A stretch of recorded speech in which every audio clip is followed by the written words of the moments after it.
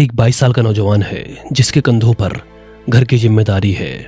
उसको एक चमकदार प्राइवेट कंपनी में लोन ऑफिसर की नौकरी मिलती है। उसके हाथों में एक टैबलेट थमाया जाता है और कहा जाता है कि आप लोन ऑफिसर हैं, आपको लोन बांटना है और गरीबों की मदद करना है। लेकिन क्या आप जानते हैं कि इसी नौकरी के नाम पर आपसे हर दिन 12 से 16 घंटे काम कराया जाएगा। चिलचिलाती धूप में रोज 80 से 100 किलोमीटर तक बाइक चलवाई जाएगी और अगर कोई गरीब और मजदूर महिला किस्त नहीं दे पाई तो उस पैसे की भरपाई आपकी सैलरी से की जाएगी। भारत में माइक्रो फाइनेंस का जो ढांचा खड़ा किया गया है, इसके पीछे एक ऐसी काली सच्चाई छिपी है जिसे बड़ी कंपनियां महिला सशक्तिकरण के नाम पर ढक देती हैं। आज हम उन फील्ड ऑफिसर्स के दर्द, उनके मानसिक तनाव और उन कंपनियों की कॉर्पोरेट गुंडागर्दी का पर्दाफाश करेंगे जो मुनाफे के लिए अपने ही कर्मचारियों की जान तक जोखिम में डाल देती है। ये वीडियो किसी एक कंपनी के खिलाफ नहीं बल्कि उस पूरे सिस्टम के खिलाफ है जिसने भारत के मध्यम वर्गीय युवाओं को एक आधुनिक गुलाम बना दिया है। लोन न भरने वाली महिलाओं की और लोगों की खबरें और वीडियोस तो हर चैनल बनाता है, मगर कोई इन फील्ड ऑफिसर्स के दर्द को नहीं समझता। किस बेबसी में ये नौकरी करते हैं, कैसे झेलते हैं और कितने घंटे तक झेलते हैं, सब कुछ। इस कहानी की शुरुआत होती है उस महान उद्देश्य से जिसे फाइनेंशियल इंक्लूजन कहा जाता है। आरबीआई के अनुसार माइक्रो फाइनेंस कंपनियों का काम है उन गरीब महिलाओं को लोन देना जिन्हें बैंक घास नहीं डालते। लेकिन समय के साथ ये सेवा बिजनेस बन गई। रिजर्व बैंक ऑफ इंडिया की trends and progress of banking report के मुताबिक भारत में माइक्रो फाइनेंस सेक्टर अब लाखों करोड़ों का हो चुका है। लेकिन इस विशालकाय साम्राज्य की सबसे कमजोर कड़ी है वो फील्ड ऑफिसर जिसे टारगेट दिया जाता है। गांव-गांव जाकर पहले तो महीने में इतने लोन बांटने हैं, फिर वहीं जाकर हर हफ्ते या महीने पैसे वसूलने हैं। इन युवाओं की भर्ती अक्सर छोटे शहरों से की जाती है क्योंकि आजकल पढ़े लिखे लोग तो सभी हैं मगर नौकरी का नामो निशान तक नहीं है। इनको बताया जाता है कि ये इज्जत की नौकरी है, आप इसमें ऑफिसर रहेंगे। योग्यता के नाम पर सिर्फ 12वीं या ग्रेजुएशन और एक पुरानी बाइक मांगी जाती है। इंटरव्यू में उन्हें बड़े बड़े सपने दिखाए जाते हैं, इंसेंटिव, बोनस, कई सारी छुट्टियां और प्रमोशन।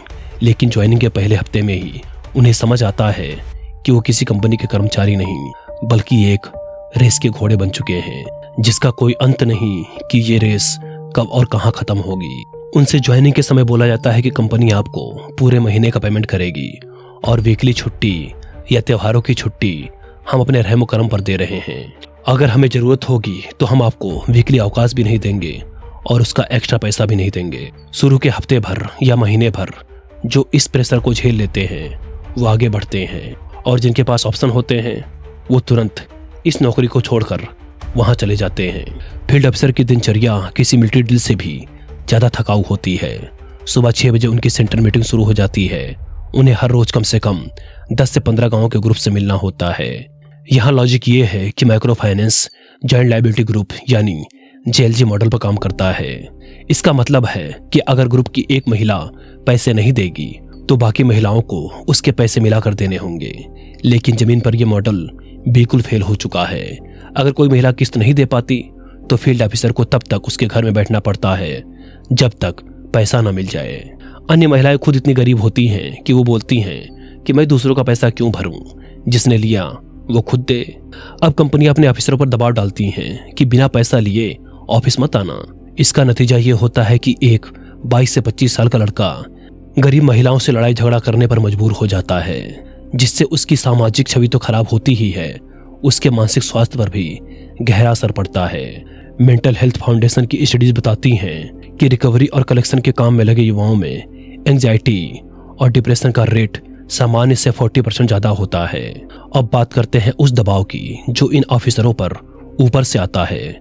हर फील्ड ऑफिसर को डिसबर्समेंट टारगेट और 100% कलेक्शन एफिशिएंसी का लक्ष्य दिया जाता है। अगर किसी महीने कलेक्शन 98% भी रह जाए तो ऑफिसर का इंसेंटिव काट लिया जाता है। कई बार तो ऐसा देखा गया है कि ब्रांच मैनेजर ऑफिसर को धमकी देते हैं कि अगर पैसा वसूल नहीं हुआ तो उसकी सैलरी रोक दी जाएगी या उसे टर्मिनेट कर दिया जाएगा। ये पूरी तरीके से गैर कानूनी है। इंडियन लेबर लॉज के अनुसार किसी भी कर्मचारी को उसके काम के घंटों से ज्यादा काम करने के लिए मजबूर नहीं किया जा सकता और न ही उसकी सैलरी से बिजनेस का नुकसान वसूला जा सकता है। लेकिन माइक्रो फाइनेंस कंपनियां कॉन्ट्रैक्ट और असाइनमेंट के नाम पर इन कानूनों की धज्जियां उड़ाती हैं। फील्ड ऑफिसरों को पता होता है कि अगर वो शिकायत करेगा तो उसे तुरंत निकाल दिया जाएगा और उसके एक्सपीरियंस लेटर पर खराब रिमार्क डाल दिया जाएगा ताकि वो कहीं और काम ही ना कर सके। शोषण का एक और बड़ा रूप है बाइक और पेट्रोल का खर्चा। ज्यादातर माइक्रो फाइनेंस कंपनियां फील्ड ऑफिसरों को बहुत मामूली फ्यूल अलाउंस देती हैं। एक ऑफिसर को दिन भर 80 से 100 किलोमीटर तक चलना पड़ता है। खराब रास्ते, बढ़ते पेट्रोल के दाम और बाइक की मेंटेनेंस का खर्च उनकी आधी सैलरी लील जाता है। अगर आप डेटा देखें तो एक फील्ड ऑफिसर की औसत सैलरी 12,000 से 18,000 रुपए के बीच होती है। इसमें से 5,000 तो बाइक और पेट्रोल में ही चले जाते हैं। रहने और खाने का खर्च निकालने के बाद उनके पास घर भेजने के लिए भी कुछ नहीं बचता। ये एक ऐसा ट्रैप है जहां युवा पैसा कमाने आता है लेकिन अंत में कर्जदार बनकर निकलता है। इन कंपनियों की ट्रेनिंग का तरीका भी बहुत डार्क है। उन्हें सिखाया जाता है कि रिश्ते नहीं, वसूली जरूरी है। उन्हें साइकोलॉजिकल तरीके से ये यकीन दिलाया जाता है कि कंपनी का लक्ष्य बहुत बड़ा और महान है। अगर वो पैसे वसूल नहीं कर पा रहे हैं तो वो नाकाबिल हैं। इसे कॉर्पोरेट वर्ल्ड में गैसलाइटिंग कहा जाता है। ऑफिसरों की लगातार मीटिंग में जलील किया जाता है, उनकी तुलना दूसरों से की जाती है और उन्हें देर रात तक ऑफिस में बिठाकर मानसिक प्रताड़ना दी जाती है। उनको हर दिन 12 से 16 घंटे रगड़ने पड़ते हैं। इतना ही नहीं, फरवरी, मार्च, अप्रैल और सितंबर, अक्टूबर, नवंबर में उनसे पूरे 30 से 31 दिन काम लिए जाते हैं और बड़े बड़े टारगेट दिए जाते हैं। साथ ही साथ दिन में 10 बार कॉल और ग्रुप मीटिंग के जरिए खूब सारा प्रेशर डाला जाता है। उन्हें सुनाया जाता है, अरे यार तुम्हारा बस इतना ही हुआ, और करो वरना सिस्टम में नहीं रहोगे। इंटरनेशनल लेबर ऑर्गेनाइजेशन की गाइडलाइंस कहती है कि काम का माहौल सम्मानजनक होना चाहिए, लेकिन माइक्रो फाइनेंस की शाखाओं में गाली गलौज और अपमान एक सामान्य वर्ग कल्चर बन चुका है। यहाँ एक और बड़ा खतरा है सुरक्षा का। फील्ड ऑफिसर अक्सर अपनी बाइक की डिग्गी या बैग में लाखों रुपए कैश लेकर चलते हैं। ग्रामीण इलाकों में लूटपाट की घटनाएं आम हैं। अगर रास्ते में कोई ऑफिसर लूट लिया जाता है तो कंपनी उसका साथ देने के बजाय सबसे पहले उसी पर शक करती है। कई मामलों में तो कंपनी ऑफिसर पर ही गबन का केस ठोक देती है ताकि इंश्योरेंस का क्लेम मिल सके या ऑफिसर से ही उस पैसे की भरपाई करवाई जा सके। पुलिस और कानूनी प्रक्रियाओं के चक्कर में एक गरीब घर का लड़का पूरी तरीके से बर्बाद हो जाता है। उनके पास न तो कोई बीमा होता है और ना ही कोई कानूनी मदद देने वाली यूनियन। कंपनियां एक और चालाकी करती हैं। टारगेट प्रेशर को बढ़ाने के लिए वे अक्सर ऑफिसरों का तबादला करके उन्हें घर से 200 से लेकर 300 किलोमीटर दूर तक भेज देती हैं और कहीं कहीं तो इससे भी ज्यादा। इससे ऑफिसर पूरी तरीके से कंपनी के रहमो करम पर आ जाता है। उसका कोई लोकल सपोर्ट नहीं होता, वो अकेला होता है और दबाव झेलने के लिए मजबूर होता है। ये एक सोची समझी रणनीति है ताकि ऑफिसर कभी विरोध ही न कर सके।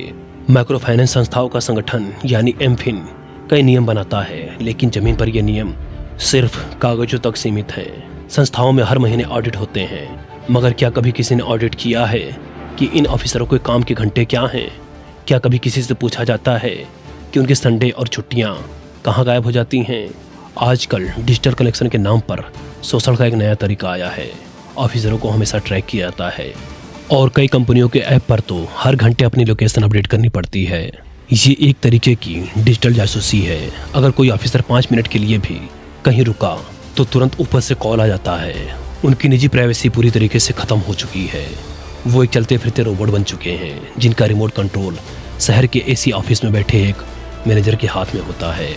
और मुख्य बात तो ये है कि ये कंपनियां बेस्ट वर्किंग प्लेस वगैरह वगैरह कई तरह के रेप्यूटेड पुरस्कार भी पता नहीं कैसे पा रही हैं। क्या वो सारे अंधे हैं या खरीदे हुए हैं? कुछ समझ नहीं आ रहा। आखिर में इतना समझ लीजिए कि माइक्रो फाइनेंस कंपनियां गरीबों का भला करने का दावा तो करती हैं, लेकिन वो खुद अपने सबसे महत्वपूर्ण कर्मचारियों का खून चूस रही हैं। जिस सेक्टर को सहानुभूति और मदद पर टिकना चाहिए था, वो अब लालच और शोषण की नींव पर खड़ा है। जब तक सरकार और रेगुलेटरी बॉडीज इन ऑफिसरों के लिए सख्त वर्किंग आवर्स और सैलरी प्रोटेक्शन कानून नहीं लाएगी, तब तक ये चाल इसी तरीके युवाओं की जिंदगियां निकलता रहेगा। आज जब आप किसी लोन ऑफिसर को अपनी बाइक पर पसीने से लथपथ जाते हुए देखें तो याद रखिएगा कि वो सिर्फ एक कर्मचारी नहीं है, वो एक ऐसे सिस्टम का शिकार है जो उसे हर पल निचोड़ रहा है।